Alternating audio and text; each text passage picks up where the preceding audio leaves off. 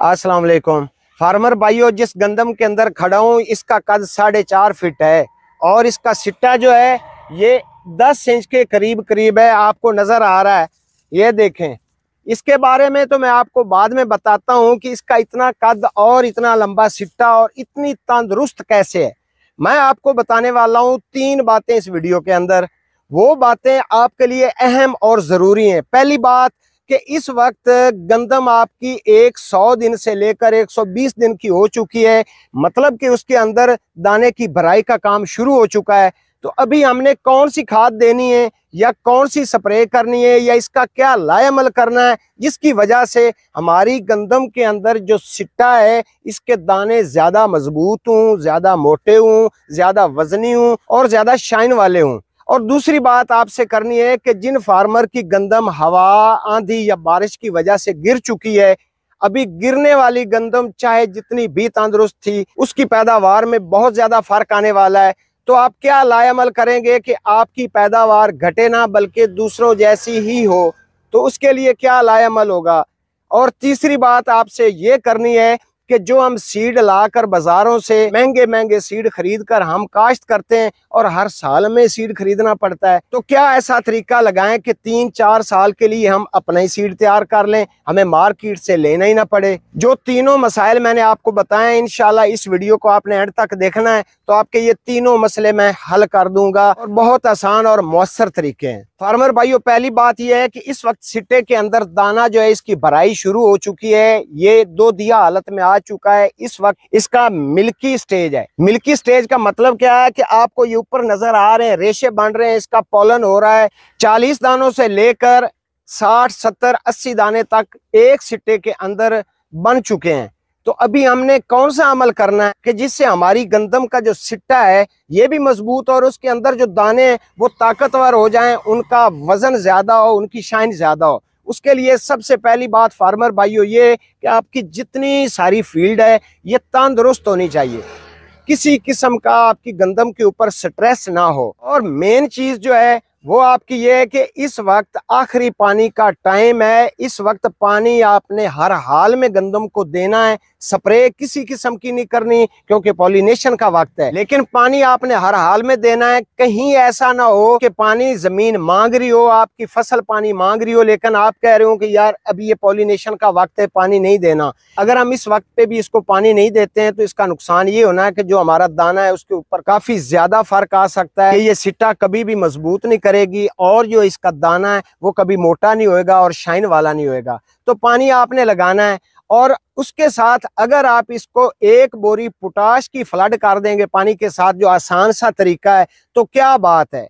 अगर पोटाश नहीं खरीद सकते हैं तो जो मैंने वीडियो में गुड़ और गोबर की खाद का तरीका बताया हुआ है उस वीडियो का लिंक मैं डिस्क्रिप्शन में दे दूंगा। ये वीडियो देखकर आप जाकर वो वीडियो वॉच कर सकते हैं। उसी फार्मूले पे अमल करते हुए वही खाद आप इसको फ्लड करेंगे तो के दाने भी मजबूत हो जाएंगे, वजन भी ज्यादा आएगा। अभी दूसरी बात करते हैं फार्मर भाइयों की, आपकी गंदम अगर गिर चुकी है और गिरने की वजह से बाज औकात ये होता है कि सिट्टा निकलने से पहले गंदम गिरती है ना तो वो उठने के काबिल हो जाती है, क्योंकि उस वक्त उसका जो पौधा होता है उसके ऊपर वजन नहीं होता है, उसके ऊपर सिट्टा नहीं होता, सिट्टे के अंदर दाने नहीं होते हैं। वो तो कुछ ना कुछ खड़ी हो जाती है और वो नुकसान से भी बच जाती है। असल नुकसान होता है अगर गंदम सिट्टा निकाल चुकी है, उसके अंदर दाना बन चुका है या दाना भर रही है या 2 दिया शेव में है, तो उसका सिट्टा होना है वजनी, उस वजह से वो उठ तो नहीं पाती। अलबत्ता ये है कि सिट्टा खड़ा हो जाता है। आप देखेंगे कि गंदम का जो गिरी हुई होगी उसका सिट्टा ऊपर उठने की कोशिश कर रहा होता है, लेकिन फिर भी उसकी औसत पैदावार कम हो जाती है। उसकी वजह क्या है? उसकी वजह ये है कि ये देखें, ये जो पत्ता है इसका, ये पत्ता इसको खुराक देता है धूप से लेकर भी, हवाओं से लेकर भी। और आपको पता है कि जो फसल होती है उसको 5 से 10% खुराक जमीन से मिलती है और 90 से 95% खुराक उसको फिजा से मिलती है जो वो पत्तों से लेती है। अभी इसकी पत्तियां सारी की सारी लेटी पड़ी है, ना तो उनको धूप लगनी है ना उनको हवा लगनी है। इस वजह से औसत पैदावार कम हो सकती है, वो दाना उतना मोटा नहीं होगा जितना खड़ी हुई गंदम का होगा। जी, तो मैं अभी आपको बताता हूँ हल इसका। फार्मर भाइयों, मैं थोड़ा सा बाहर निकल कर आ गया हूँ क्योंकि अंदर इसका कद थोड़ा ज्यादा बड़ा था, तो इसलिए मैं पूरी आपसे बात नहीं कर पा रहा था। तो बात ये कर रहे थे कि इसका लाएमल क्या करना है। जिन लोगों की गंदम गिरी हुई है, अक्सर फार्मर क्या करते हैं कि वो कहते हैं कि गंदम गिर चुकी है, अभी इसको पानी लगाने की जरूरत नहीं है।